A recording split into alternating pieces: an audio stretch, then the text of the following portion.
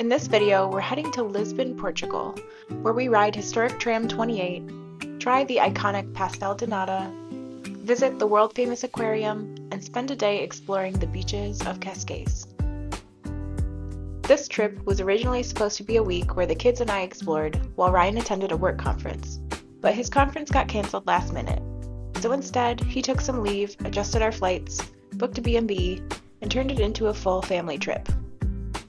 Even with some unexpected fees and a not-so-promising weather forecast, we ended up having a really wonderful week. We flew out of Stuttgart Airport on Wednesday afternoon and took a direct 3-hour flight into Lisbon. Both kids did so great on the flight, and Heidi slept almost the entire time. When we arrived, we took a taxi to our Airbnb, which was just outside of Estrela Park. This was perfect with kids. We loved having a green space nearby to let them run around.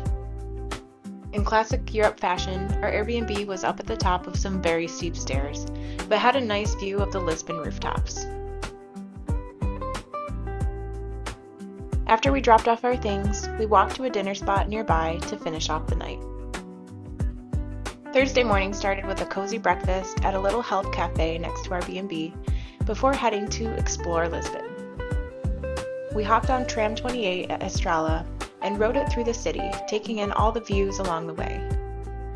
Afterward, we wandered downhill towards the city center, stopping to explore different neighborhoods and soaking up the charm of Lisbon. One of my favorite moments was strolling through the little streets in the Alfama neighborhood.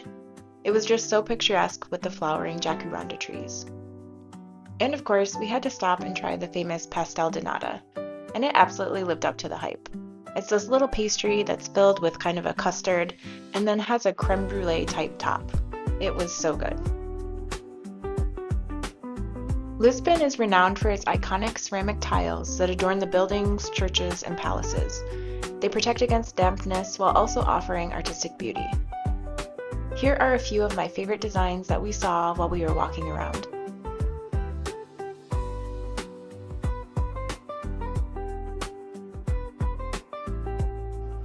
After a full day of walking, we decided to rest our legs and get out of the rain with a little old-timey car ride around the city.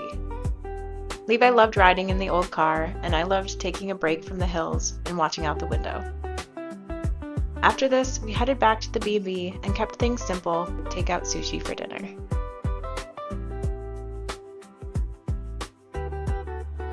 On Friday, we took public transportation down to the waterfront, where we grabbed some lunch at a restaurant called Honest Greens. This was a fun and very healthy chain restaurant that's spreading across this region of the world. Once we were fueled up, we made our way over to the famous Lisbon Aquarium. The very first room in the aquarium was my favorite. It was so calming and immersive. This exhibit is a nature aquarium. It's titled Forests Underwater, and it's the world's largest nature aquarium. The exhibit combines Japanese gardening techniques with the wabi-sabi concept, focusing on the beauty of imperfection and natural harmony. They had this beautiful calming music playing, and I just wanted to lay down and spend the day in this room. But the little ones were itching to get to the main event. So after this exhibit, you cross over the bridge and you enter the main aquarium, which all circles around the main big central tank. You can see this tank from different viewpoints throughout your walk.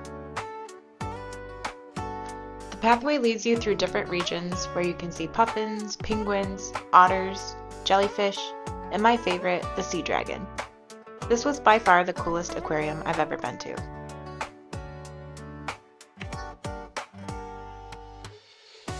Following our time at the aquarium, we of course had to stop and get some gelato before making our way home. On Saturday, we took the train out to Cascais for the day, which ended up being such a highlight. We spent the day wandering through the charming streets, checking out the Saturday downtown market, and riding the carousel. We explored the Marechal Carmona Park, which had lots of chickens, roosters, and ducks running around, had well-maintained pathways and really nice playgrounds. Finally, we wandered over to the waterfront and spent some time enjoying the sun and let the kids splash around in the beach.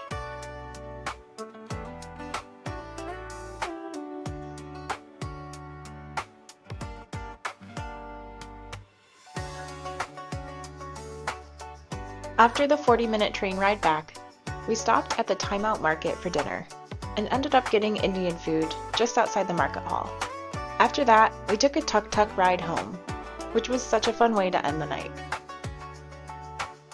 When we got back to the Airbnb, we let the kids relax while I snuck out to Lusa Pottery to pick up a few pieces of pottery made right in Portugal.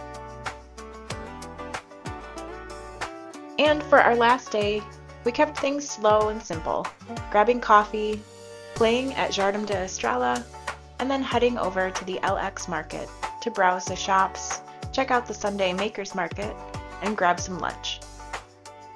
We walked about 40 minutes back towards our Airbnb, picked up our luggage, and then headed to the airport. While this trip wasn't what we originally had planned, I'm so glad we were able to go and explore Lisbon as a family.